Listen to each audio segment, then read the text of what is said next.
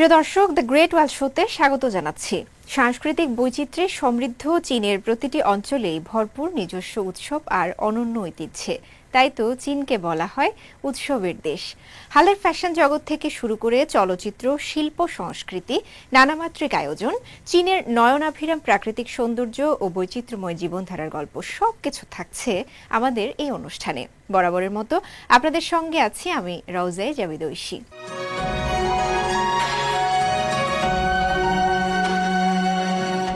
চীনের সিচাং স্বায়ত্তশাসিত অঞ্চলের প্রাণকেন্দ্রে অবস্থিত এক অতি প্রাচীন উপাসনালয় জোখাং মন্দির। তিব্বতী ভাষায় জোখাং অর্থ ধর্মের আবাস। প্রাচীন এই বৌদ্ধ মন্দিরকে তিব্বতীরা বলেন তিব্বতের হৃদয়।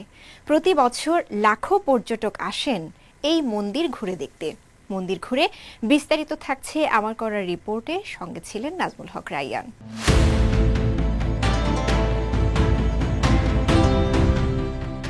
হাজার বছরের পুরানো ইতিহাস আর অটুট আস্থার প্রতীক জোখাং মন্দির।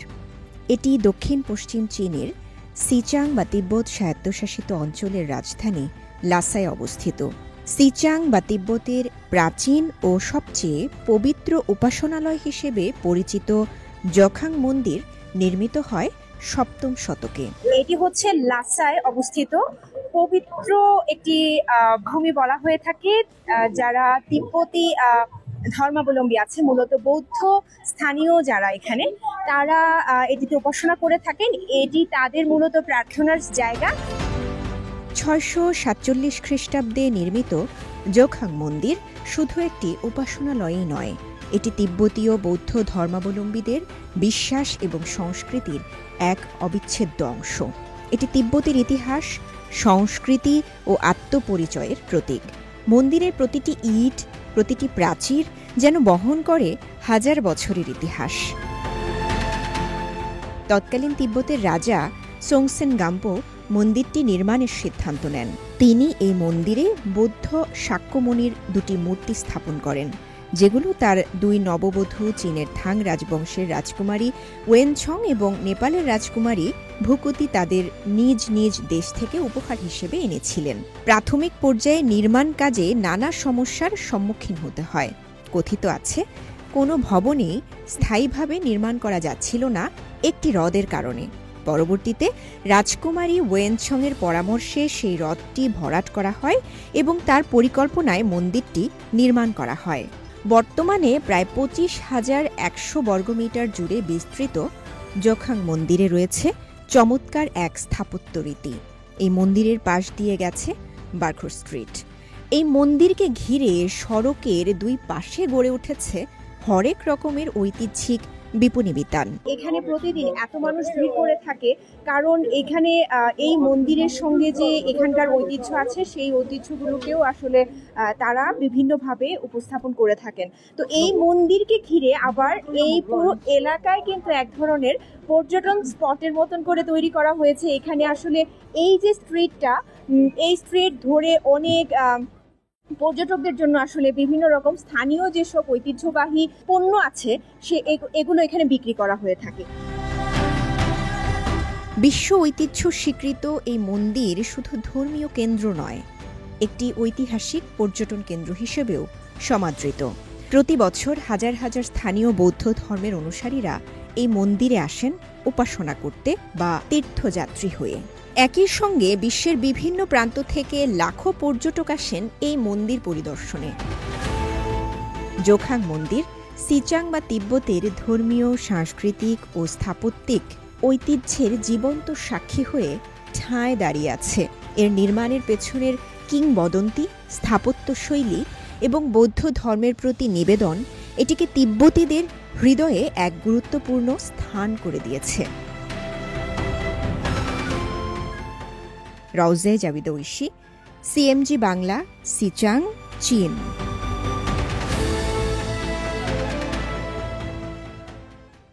সম্প্রতি Chattogram BF Shaheen school and কলেজের একদল শিক্ষার্থী ও শিক্ষক চীন সফর করেছেন। বাংলাদেশ ও চীনের শিক্ষা বিনিময় সম্পর্ক আরও বৃদ্ধি করতে বেইজিং ইয়োইং স্কুল পরিদর্শন করেন তারা। দুই দেশের তরুণ প্রজন্মের মধ্যে সংস্কৃতি, শিল্প ও শিক্ষার আদান-প্রদান এই সফরকে পরিণত করেছে এক অনন্য বন্ধুত্বের সেতুতে। বেইজিং থেকে বিস্তারিত জানাচ্ছেন ইয়াং ওয়েমিং স্বর্ণা।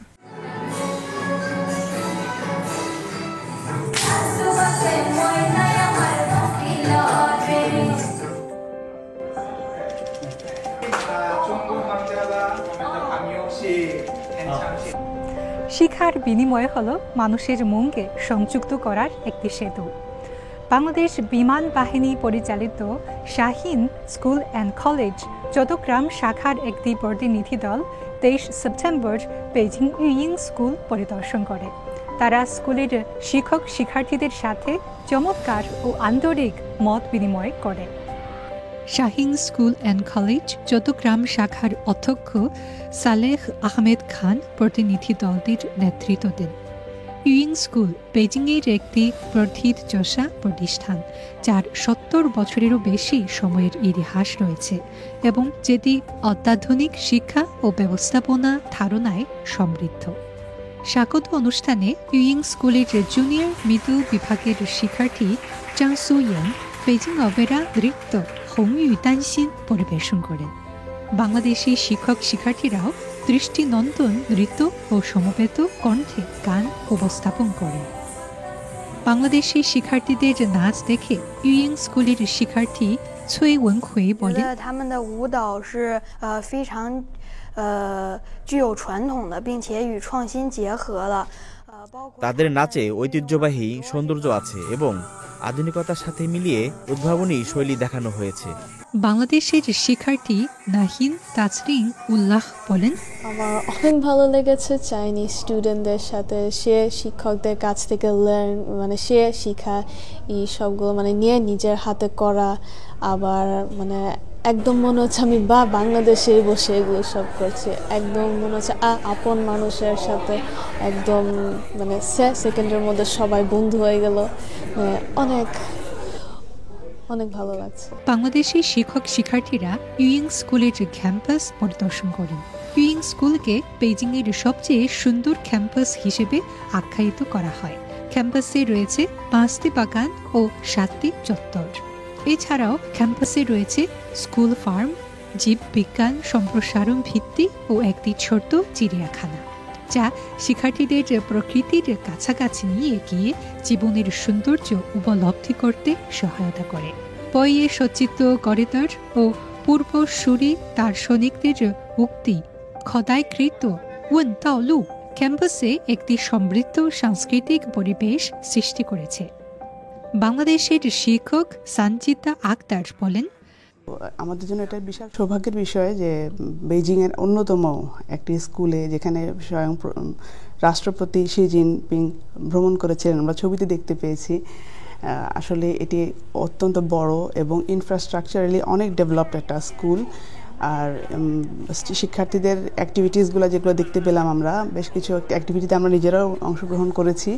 সো এই যে ইন্টারঅ্যাক্টিভ সিস্টেম যে অফ এডুকেশন, যেটা আমাদেরকে খুবই অনুপ্রাণিত করেছে এবং আমরাও হয়তো বা এখান থেকে অনেক ধরনের অনুপ্রেরণা নিয়ে আমাদের নিজেদের বিদ্যালয়ে ইমপ্লিমেন্ট করার চেষ্টা করব বলে আশা করছি।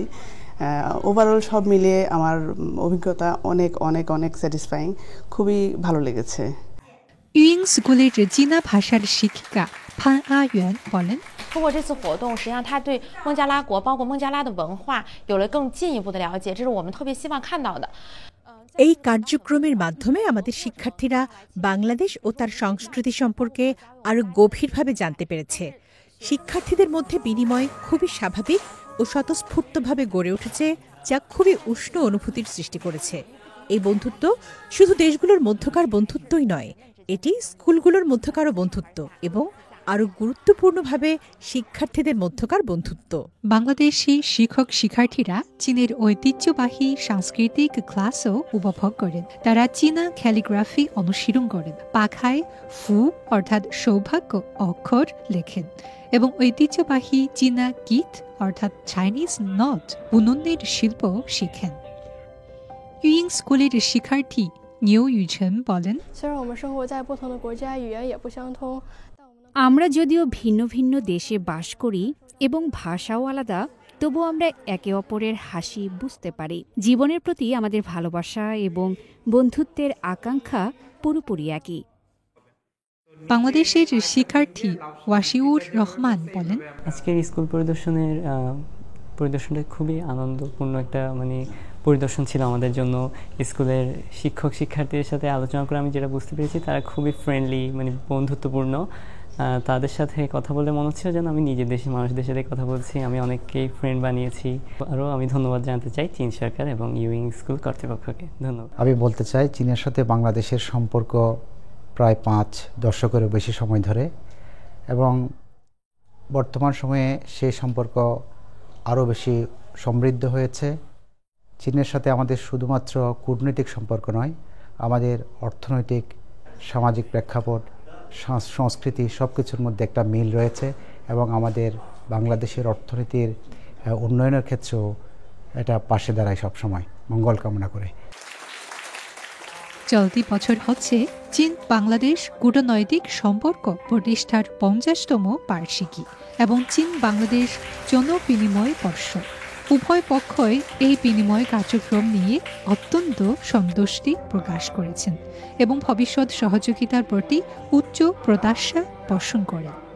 ইউইং স্কুলের শিক্ষার্থী ওয়াং আইমিয়ার বলেন, 我希望我们可以继续长久的发展下去，然后我们互相学习对方的长处，互相了解对方的优点。আমি আশা করি চীন ও বাংলাদেশের মধ্যে সম্পর্ক দীর্ঘস্থায়ী হবে। আমরা একে অপরের কাছ থেকে ভালো দিকগুলো শিখব।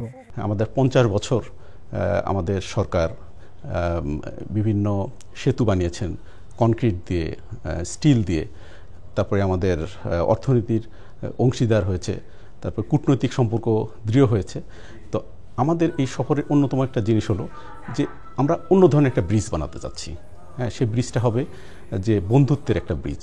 হ্যাঁ, যে ব্রিজে স্টিল থাকবে না, সেখানে থাকবে বন্ধুত্বপূর্ণ সম্পর্ক, ভালোবাসা, পরস্পরের বিনিময়, শিক্ষা হতে পারে, প্রযুক্তিগত হতে পারে, সাংস্কৃতিক বিনিময় হতে পারে। এই দিক থেকে বিবেচনায় আমাদের এই সফরটা অত্যন্ত একটা গুরুত্বপূর্ণ একটা সফর, এবং আমরা খুবই আশাবাদী যে আমরা যেমন এবার ভিজিটে এসেছি, হ্যাঁ, আমরা আশা করছি যে একসময় হয়তো চীনের বাচ্চাদেরকেও আমরা বাংলাদেশে তারা গিয়ে আমাদের সংস্কৃতি, আমাদের ঐতিহ্য, আমাদের লেখাপড়ার সঙ্গে ওরা পরিচিতি লাভ করবে। তখন আমাদের এই সম্পর্কটা আরও দৃঢ় হবে, এবং এই ব্যাপারে আমি খুবই আশাবাদী। ইউইং স্কুলের অধ্যক্ষ চাও জিয়া বলেন,今天的效果非常好，我们把我们的国家的传统文化、我们的京剧展现给了孟加拉的师生。আজকের এই বিনিময়ের ফলাফল খুবই চমৎকার হয়েছে। আমাদের শিক্ষার্থীরা আমাদের ঐতিহ্যবাহী সংস্কৃতি বেইজিং অপেরা বাংলাদেশি শিক্ষক শিক্ষার্থীদের কাছে উপস্থাপন করেছে।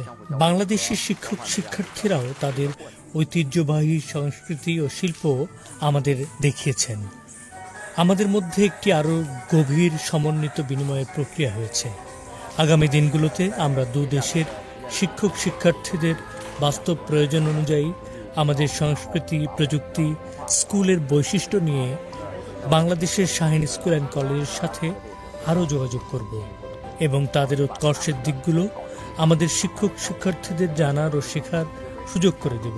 এবারের সফর কেবল সাংস্কৃতিক বিনিময় নয়, হৃদয়ের মধ্যে সংলাপও পড়ে, যা নিঃসন্দেহে দুই দেশের মধ্যে শিক্ষাক্ষেত্রে ভবিষ্যৎ সহযোগিতার জন্য একটি নতুন অধ্যায় সূচনা দেবে। ইয়াওয়েমিং শর্ণা, সিএমজি, বেজিং থেকে। সম্প্রতি উদযাপিত হয়েছে চীনের মধ্য শরৎ উৎসব। এ উপলক্ষে চায়না মিডিয়া গ্রুপের আয়োজিত গালা অনুষ্ঠানে full moon over the mountain শিরোনামে প্রথম অংশটি সাজানো হয়। এতে এক অনন্য দৃশ্য ছিল ব্রোঞ্জ শিরোনামের পরিবেশনা। মানব নৃত্যশিল্পী আর মানবাকৃতির রোবট একসাথে তুলে ধরে সময়ের সেতুবন্ধন। এতে শান সিয়াতুংয়ের প্রাচীন ব্রোঞ্জ নিদর্শন আর আধুনিক প্রযুক্তির আলো একত্রিত হয়। দর্শক, চলুন দেখে নেই রঙিন এই গালার একাংশ।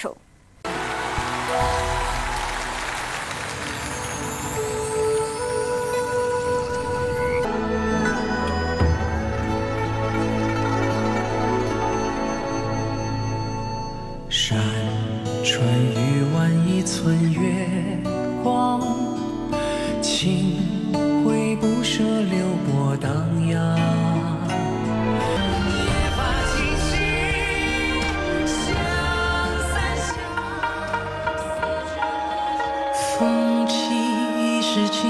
雅乐，直树低古风相背。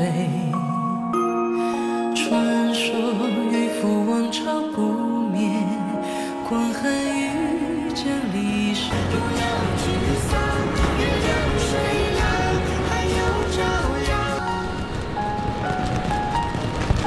祝大家！我想要的就是一个你啊。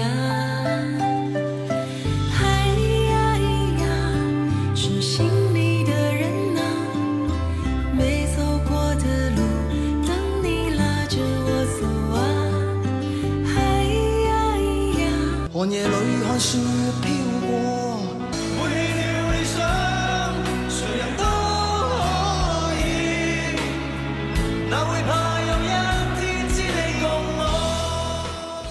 র্যাম্প শুধু পোশাক নয়, তুলে ধরে সংস্কৃতির গৌরব। নিত্য নতুন ডিজাইন আর স্টাইলে র্যাম্পের সেই ফ্যাশন রানওয়েকে নতুন মাত্রা দিলেন চীনের সিনচিয়াংয়ের কিরগিজ জাতিগোষ্ঠীর মেয়ে গুইয়াই। নিজের জন্মভূমির সংস্কৃতি বিশ্বে পরিচিত করাতে তার আয়োজিত ফ্যাশন শো স্থানীয় মানুষ ও ঐতিহ্যবাহী কারুশিল্পকে যুক্ত করে আধুনিক ফ্যাশনের সঙ্গে। বিশ্ব দরবারে সিনচিয়াং এখন শুধু আধুনিক শহর নয়, সংস্কৃতি ও সৌন্দর্যে ভরপুর এক অনন্য অঞ্চল।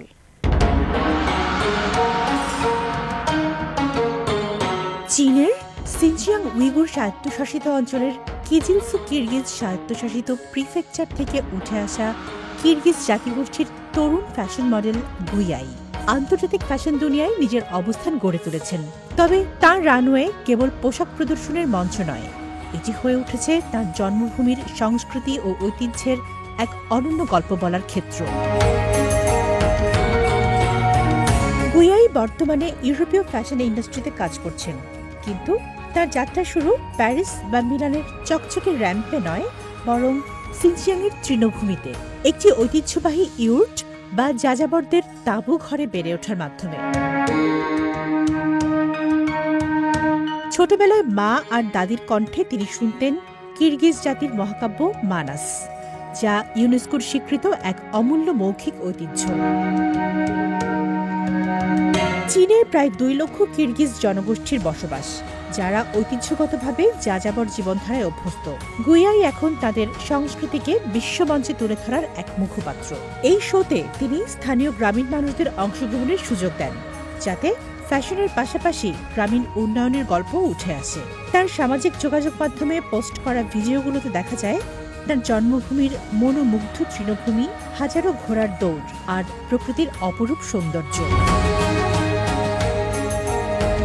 বিদেশি দর্শকরা এসব দৃশ্য দেখে অবাক হন, বলেন চীন কেবল আকাশচুম্বী ভবনের দেশ নয়, বরং এমন প্রাকৃতিক সৌন্দর্যের এক ভাণ্ডারও বটে। এই ভাবনাই গুইয়াইকে আন্তর্জাতিক ফ্যাশন জগতে এক ভিন্ন পরিচয় দিয়েছে, যেখানে র্যাম্প শুধু পোশাক নয়, সংস্কৃতির গৌরবকেও তুলে ধরে। তামান্না জেনিফার, সিএমজি বাংলা। দর্শক, দ্য গ্রেট ওয়ার্ল্ড শো আজ এ পর্যন্তই। আমাদের অনুষ্ঠানটি টেলিভিশনের পাশাপাশি সোশ্যাল মিডিয়ার মাধ্যমে দেখতে www.facebook.com/cmg বাংলা এবং ইউটিউব চ্যানেল সিএমজি বাংলাতে ভিজিট করতে পারেন। পরবর্তী পর্বে নতুন কোনো আয়োজন নিয়ে দেখা হবে আপনাদের সঙ্গে। সে পর্যন্ত সবাই ভালো থাকুন, সুস্থ থাকুন। চাইচিয়েন।